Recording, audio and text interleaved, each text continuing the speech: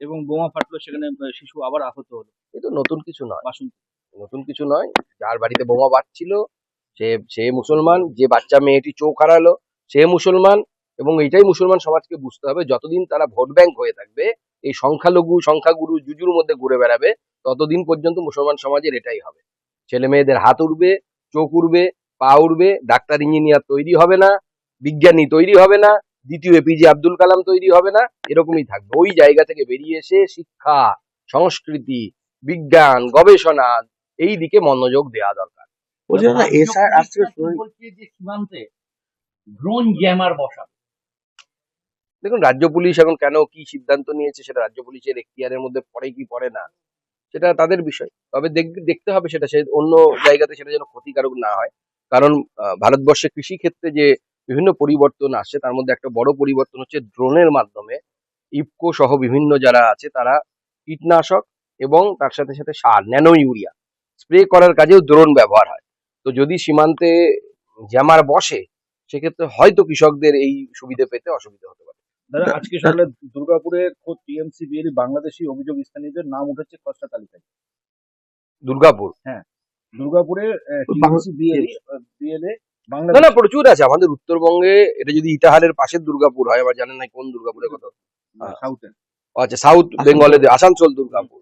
দেখুন, উত্তরবঙ্গ থেকে দক্ষিণবঙ্গ, মানে উত্তরের কুচবিহার থেকে শুরু করে আলিপুরদুয়ারে কম আছে, তাও আছে, আর 24 পরগনা পর্যন্ত বিস্তীর্ণ এলাকায় বাংলাদেশি উদ্বাস্তুরা এবং বাংলাদেশি অনুপ্রবেশকারী দুপক্ষই এসেছে। এ বিষয়ে কোনো অস্বীকার করার জায়গা নেই, দুপক্ষের মানুষই এসেছে। কিন্তু যেহেতু আমাদের ভারতবর্ষের আইনসভা সিএ এর মাধ্যমে যারা উদ্বাস্তু হিন্দু তাদের নাগরিকত্ব দেওয়ার ব্যাপারে সিদ্ধান্ত নিয়েছে, তো তারা নাগরিকত্ব পাবেন, ভারতবর্ষে থাকবেন, অন্যরা বিদেয় নেবেন।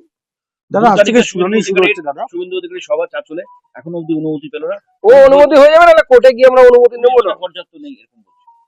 পুলিশ আবার পশ্চিমবঙ্গে কবে পর্যাপ্ত হলো? সব পুলিশ তো এখন পশ্চিমবঙ্গে পিসি আর ভাইপোর বাড়ি পাহারা দিতে ব্যস্ত।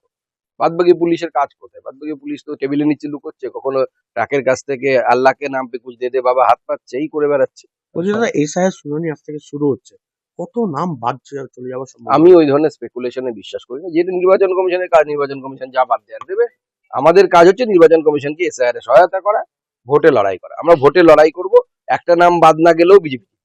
মমতা বন্দ্যোপাধ্যায় ক্ষমতা আসার পর এই রাজ্য যে মহিলাদের জন্য, মেয়েদের জন্য, কন্যাদের জন্য যে বধ্যভূমিতে পরিণত হয়েছে, সে বিষয়ে কারো কোনো সন্দেহের অবকাশ নেই। তৃণমূলের মন্ত্রী কেন বললেন সেটা তো তিনিই বলতে পারবেন, হয়তো মুখ ফসকে বলে ফেলেছেন।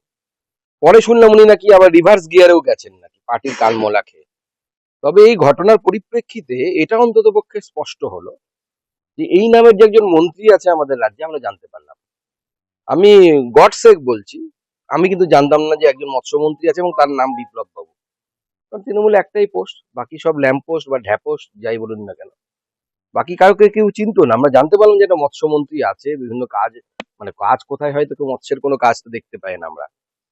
প্রধানমন্ত্রী মৎস্য সম্পদা যোজনা, কয়েক হাজার কোটি টাকার প্রজেক্ট, গোটা ভারতবর্ষে মৎস্যজীবীদের চেহারা বদলে দিচ্ছে, পশ্চিমবঙ্গে ইমপ্লিমেন্ট হয় না। তো সেই মৎস্যমন্ত্রী কি বললো না বললো কোনো লাভ নেই। ওই বাজারে যেরকম মুড়ো কেটে মাছ নিয়ে আসা হয়, মুড়ো অনেক সময় আলাদা করে রেখে দেওয়া হয়, এই মৎস্যমন্ত্রীর ওই অবস্থা হবে।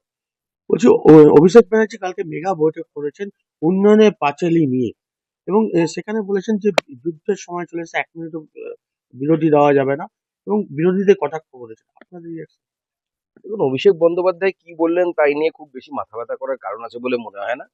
উন্নয়নের পাঁচালী যে বলছেন, 1 নম্বর কথা হচ্ছে হিন্দু ধর্মের পাঁচালী, পবিত্র পাঁচালী, মা লক্ষ্মীর পাঁচালী ঘরে ঘরে বৃহস্পতিবার করে পাঠ করা হয়।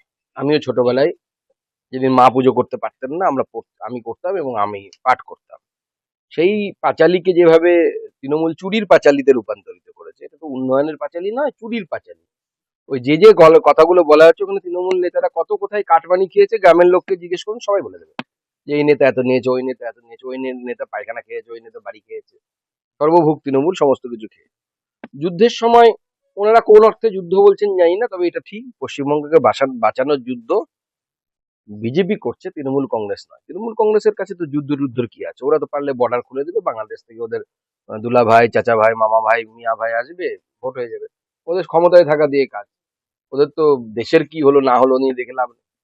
দাদা, এই বাসন্তী সাইন নিয়ে কড়াকড়ি শুরু করেছে এই নিয়ে, এবং সেখানে যে মাইক্রো অবজারভার যারা রয়েছেন তারা গণরাজ্যে থাকবেন, তাদের বিরুদ্ধে ব্যবস্থা নেওয়া হবে। দেখুন, নির্বাচন কমিশনের কাজ এসআইআর করা। আমাদের দাবি হচ্ছে ত্রুটিপূর্ণ একটি নির্বাচক তালিকা, অর্থাৎ ভোটার লিস্ট। কিভাবে করবে, কাকে টাঙিয়ে করবে, কাকে ঝুলিয়ে করবে, এটা নির্বাচন কমিশনের কাজ। প্রথমত দেখুন, আমার মনে হচ্ছে যে প্রথম যে নাম বাদ গেছে 48 লক্ষ মতো, তাতেও অনেকটা গরমিল আছে, কারণ যে সমস্ত রাজ্য পশ্চিমবঙ্গের থেকে অনেক ছোট সাইজে, তাদের কিন্তু এর থেকেও বেশি নাম বাদ পড়েছে।